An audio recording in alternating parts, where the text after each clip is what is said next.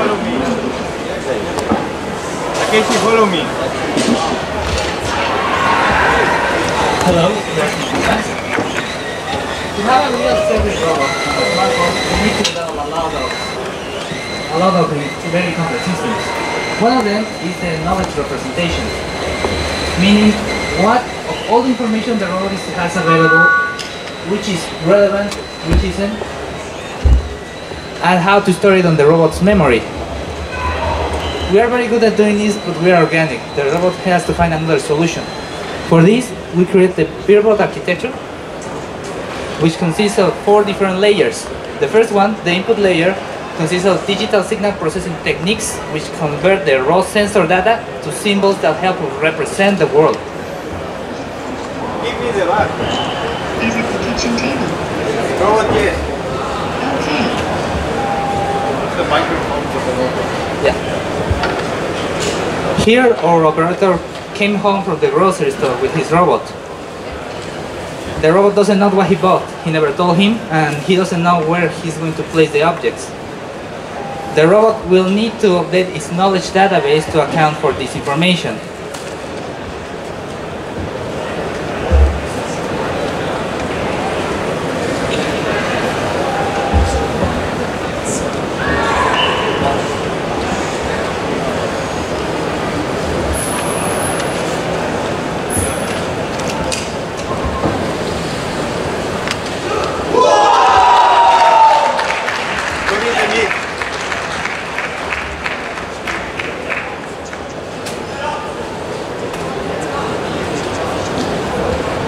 The robot will then turn to the table and look for objects there. We'll use digital image processing techniques in order to segment and detect which objects are on the table, and therefore update the knowledge database accordingly.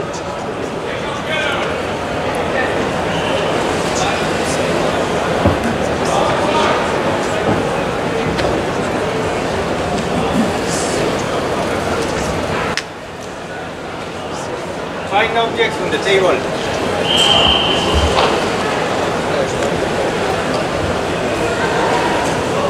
Find objects on the table. What is the milk?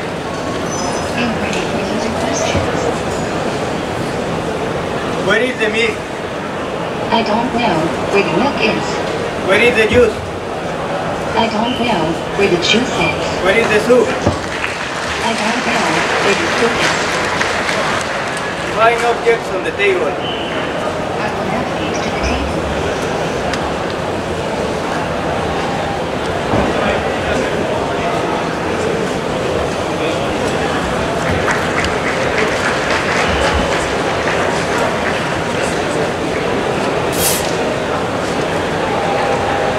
I have reached the table. I am looking for objects on the table.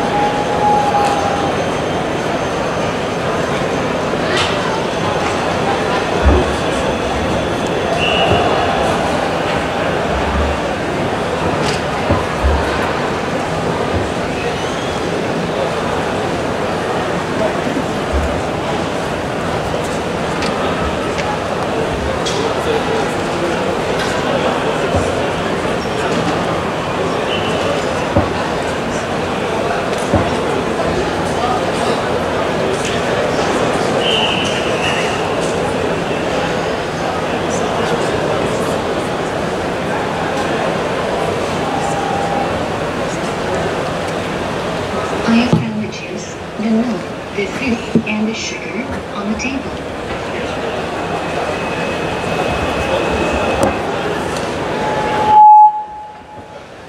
Now that the robot has updated its knowledge database, we can use that information to make plans about tasks and complete commands the user might issue to the robot. Where is the milk?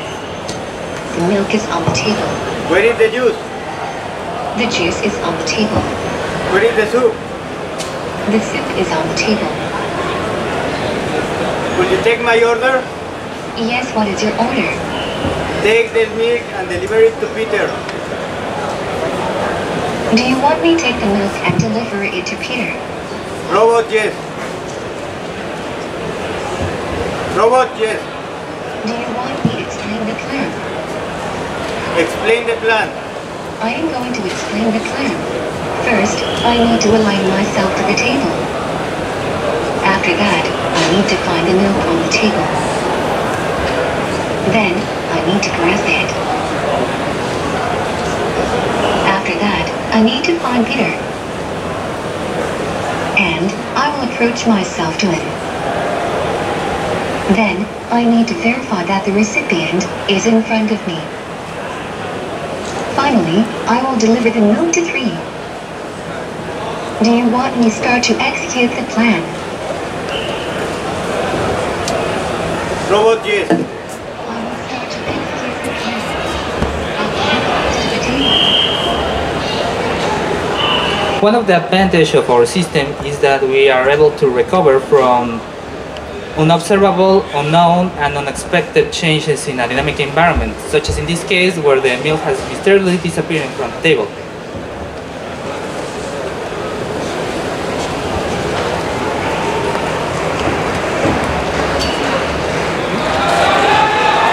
Reach the table.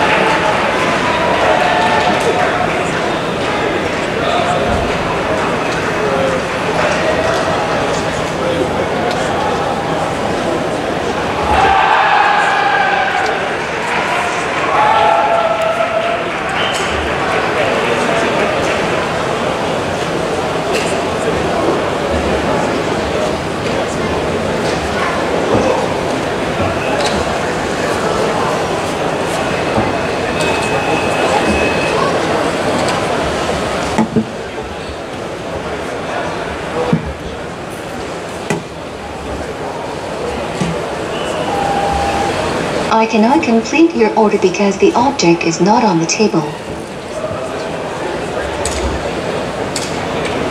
Would you like something else? What happened with the milk?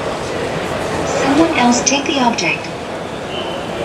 As we can tell, the robot is able to infer what happened thanks to its backtrack planning, using a state space representation of the world and classical artificial intelligence techniques, and it can continue operating as normal even if the milk is no longer present. Take the juice and put it on the shelf. Take the juice and put it on the shelf.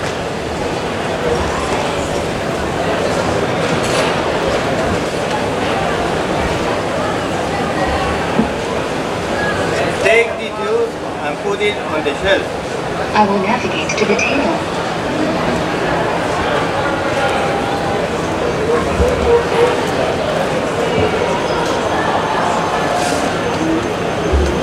Well, on summary, the robot is able to have a symbolic representation of its knowledge. It's able to plan action. The juice and place it into the shelf. Robot, yes. I have to start to execute the command. It's able I am to searching for objects on the table. I have reached the table. plan actions based on its knowledge. Then, it's able to infer what has gone wrong if something goes wrong thanks to its backtracking algorithms. I am going to grasp it. And well, this is some of the papers we have presented. This is the work we have done in the laboratory. We have certain advantage over traditional methods. For example, the most modern methods use deep neural networks and they are pretty good. However, they are very expensive. But in terms of hardware, which we need a specialist hardware, in terms of software we need a lot of data, and they require a very big computational power, sometimes requiring wide cloud computing. Using our simpler algorithms, we are able to run all of them inside the robot or on its backpack in this case, and we do not require an expensive GPUs or Wi-Fi to connect to the cloud. Question. I am going to place object into the shelf. Well, that will be all. Do you have any questions?